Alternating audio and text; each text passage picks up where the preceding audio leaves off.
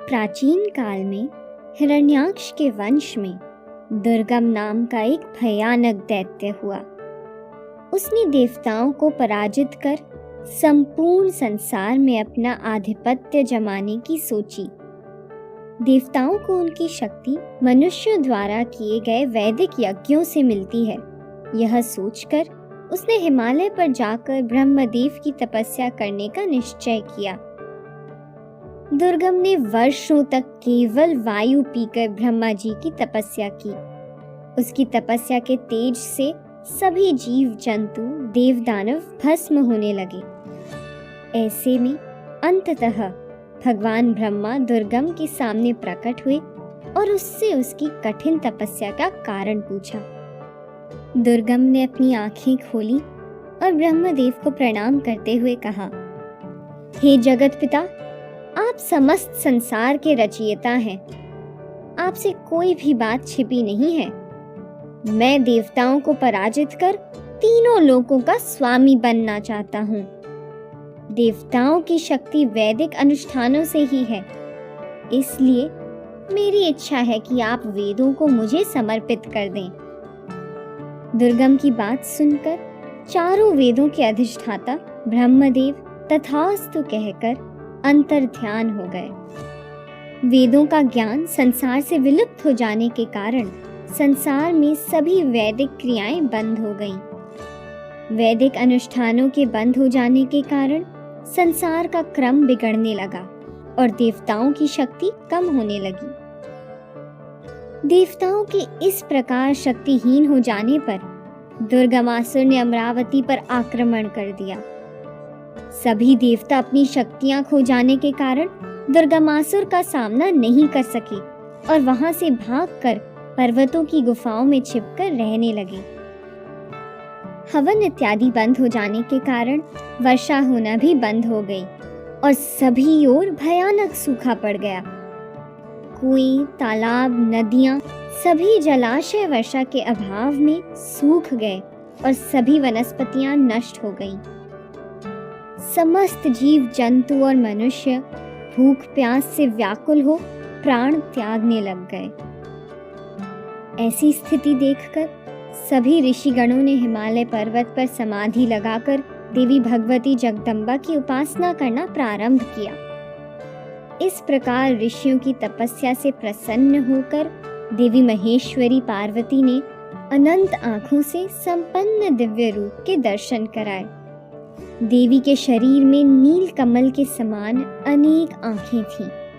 उनके हाथों में धनुष बाण, कमल पुष्प और विभिन्न प्रकार के फल और वनस्पतियां थीं।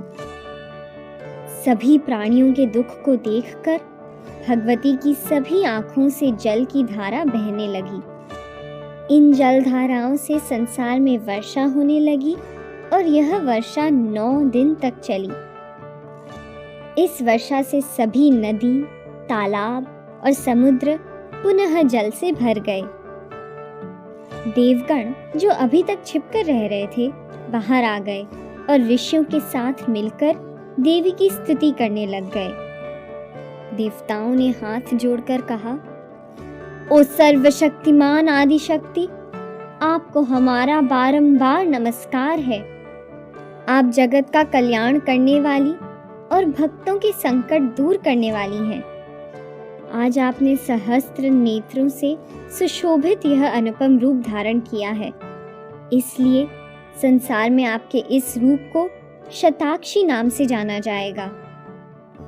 हम भूख प्यास से व्याकुल हैं और दुर्गम नामक दैत्य ने हमारी दुर्गति कर दी है। आप हम पर कृपा करें। देवी ने अपने हाथों से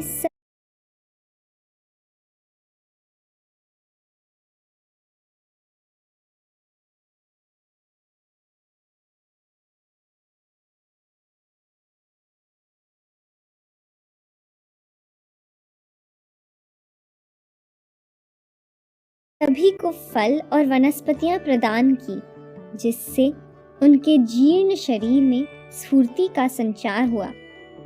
देवी ने सभी के खाने के लिए नाना प्रकार के अन्न प्रकट किए।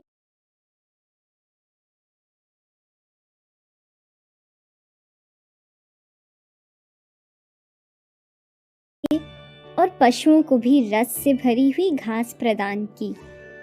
इसलिए देवी के इस रूप का नाम शाकंभरी पड़ा। उधर जब दुर्गमासुर को इस बात का पता चला तो वो अपनी सेना लेकर युद्ध के लिए निकल पड़ा। वह सभी देवताओं और ऋषियों को घेर कर देवी भगवती के सामने खड़ा हो गया। सभी देवताओं और ऋषियों के बीच कोलाहल मच गया। देवी भगवती ने उनकी रक्षा के लिए सभी को एक दैवी सुरक्षा चक्र के अंदर खड़ा कर स्वयं दैत्य सेना का सामना करने लगी। देवी के शरीर से अनेक शक्तियां कालिका, तारिणी, बाल, त्रिपुरा, भैरवी, रमा, बगला, मातंगी, त्रिपुर सुंदरी, कामाक्षी, तुलजा, मोहिनी, भवानी इत्यादि प्रकट हुई और अपने दैवी अस्त्रों से दैत्य सेना का संहार करने लगी। 10 दिनों का घमासान युद्ध में इन शक्तियों ने दुर्गम की समस्त सेना का संहार कर दिया। 11वें दिन दुर्गम ने लाल रंग की माला, लाल वस्त्रों और लाल चंदन से अपने शरीर को सुशोभित किया और अपने रथ पर सवार होकर देवी के सामने युद्ध के लिए आ खड़ा हुआ। सिंह पर सवार देवी जगदम्बा और दुर्गमासुर के बीच 2 प्रहर तक घमासान युद्ध हुआ और अंततः देवी ने दुर्गम पर 15 बाण छोड़े। रथ के 4 घोड़े 4 बाणों का लक्ष्य बने। एक बाण सारथी को लगा। देवी के 2 बाणों ने दुर्गम की आंखों और 2 ने दोनों भुजाओं को बींध दिया। एक बाण ने रथ की ध्वजा को काट दिया और 5 बाण दुर्गम की छाती पर जा धंसे। दुर्गम के शरीर से रक्त की धार बह निकली और वह प्राण त्याग कर देवी के चरणों में गिर गया। उसके शरीर से तेज निकला और देवी भगवती में समा गया। इस महापराक्रमी दैत्य के मर जाने के बाद सभी देवताओं ने त्रिदेवों के साथ मिलकर आदिशक्ति देवी जगदम्बा की स्तुति की। देवताओं के इस प्रकार स्तुति करने से देवी प्रसन्न हुई और उन्होंने वेदों को पुनः ब्रह्मदेव को सौंप दिया। देवी भगवती ने सभी देवताओं और ऋषियों को देखते हुए कहा, मैं सहस्त्र नयनों वाली शताक्षी हूँ। संसार में अकाल पड़ने पर सबको अन्न, जल और फल वनस्पति प्रदान करने वाली शाकंभरी भी मैं ही हूँ। दुर्गम दैत्य का वध करने वाली दुर्गा भी मैं हूँ। तुम सदा मेरे इन रूपों का ध्यान करो। ऐसा कहकर देवी अंतर ध्यान हो गई।